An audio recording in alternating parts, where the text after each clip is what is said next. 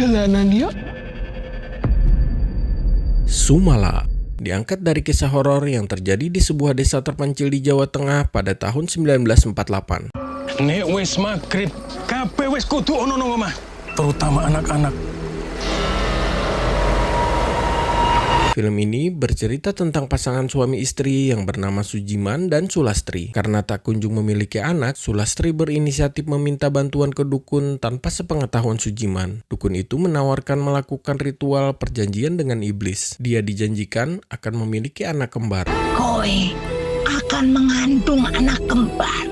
Yang satu cantik dan baik hati dari bangsa manusia. Dan yang satunya lagi buruk rupa dan nakal dari bangsa iblis. Mau dikasih nama siapa? Kumala.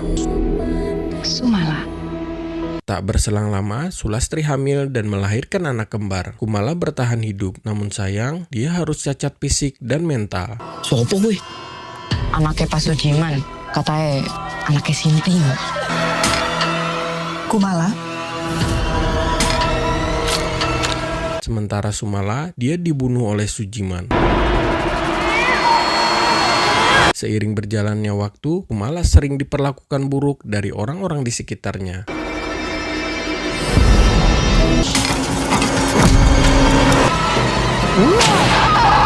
Hingga pada suatu hari, Sumala datang dari dunia kematian. Ternyata anak itu masih ada. Sopo kuwi?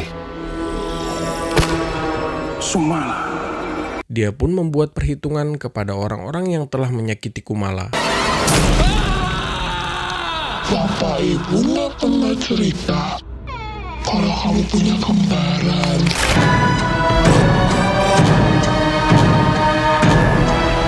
Tetap nggak mungkin Kumala yang melakukan. Bukan Kumala, tapi Sumala.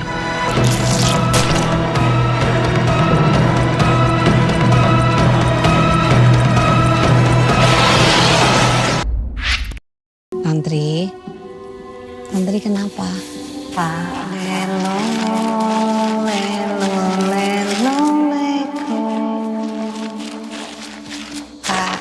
Lembayung. Jajak dia sejak dulu.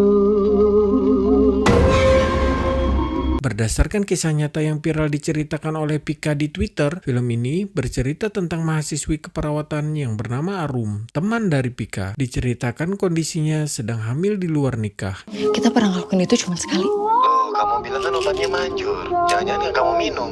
Aku minum. Kemudian dia menggugurkan kandungannya di tempat dia magang di sebuah klinik Lembayung. Kemarin aku gugurin kandungan aku sendiri. Kamu kemana? Walaupun sebenarnya klinik tersebut baru dibuka kembali setelah lama ditutup karena ada kejadian orang bunuh diri. Warga itu masih pada takut karena masalah bunuh diri yang lalu. Sampai pada suatu hari, ketika Arum dan Pika bertugas di Poli Gigi, mereka kedatangan pasien perempuan yang kelakuannya kayak setan. Aku lapor dulu ya. Pika.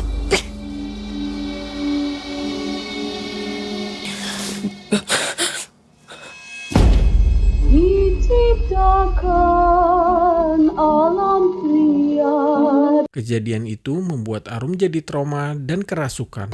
Aku mau pulang. Harus mati. Harus mati. Mati dia yang salah. Dia merasa bersalah karena telah menggugurkan kandungannya di situ. Saat Pika mencoba menasihati Arum, Demi Allah, aku nggak ada niatan kayak gitu. Saya suci loh, Pik. Hidup kamu dipakainya untuk nutup-nutupin dosa kamu kan? Sebenarnya ada apa sama tempat ini? Perjanjian Setan. Film ini bercerita tentang Kartini, seorang mahasiswi yang merantau ke Jakarta untuk kuliah. Tadi kita belum sempat kenalan. Aku ngerti nih. Harusnya lo nggak ada di sini. Di Jakarta, dia dibantu oleh kekasihnya yang bernama Ipan. Karena keterbatasan biaya, Kartini mencari kos-kosan dengan harga murah. Sampai dia akhirnya menemukan selebaran kos-kosan yang mau dibayar seikhlasnya. Tanpa berpikir panjang, Kartini pun langsung menuju kos-kosan tersebut. Brosurnya itu bener, Bu. Mau lihat kamarnya? Di sini masih ada 1 kamar kosong. Kalau kamu mau silakan. Dan ternyata di kos-kosan itu ada 3 peraturan yang harus dipatuhi. Ada 3 peraturan yang harus kamu patuhi. Pertama, kamu tidak boleh membawa tamu berkunjung ke sini. Yang kedua, kamu sudah harus pergi dari kos saat subuh dan sudah harus kembali lagi sebelum maghrib. Yang ketiga, kamu harus makan. Permasalahan dimulai ketika Kartini melanggar peraturan tersebut. Terima kasih, Kartini.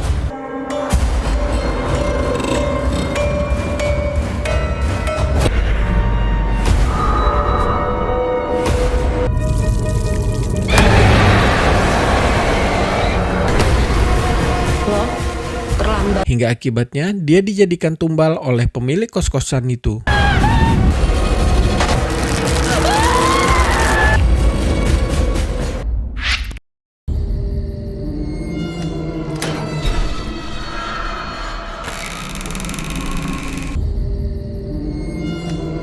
Malam Keramat. Film ini bercerita tentang Dini, seorang sales properti yang sedang hamil. Pada suatu malam, di sebuah rumah mewah yang terletak jauh dari pemukiman warga, Dini bertemu dengan calon pembeli rumah tersebut.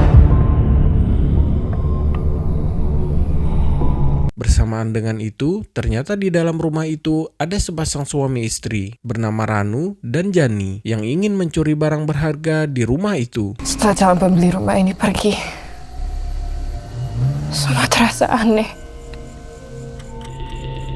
Permasalahan dimulai ketika waktu menunjukkan jam 12 malam. Mereka mulai merasakan hal aneh di rumah itu. Tubuh saya terseret pada sebuah alam. Terasa dingin dan gelap. Sampai akhirnya mereka menyadari kalau mereka terseret ke alam gaib. Orang di luar rumah ini nggak bisa lihat kita. Kita seperti beda alam dengan mereka. Dan ternyata di rumah tersebut dahulunya dijadikan tempat ritual untuk memanggil makhluk gaib pada saat bulan purnama merah yang disebut sebagai malam keramat. Nenek.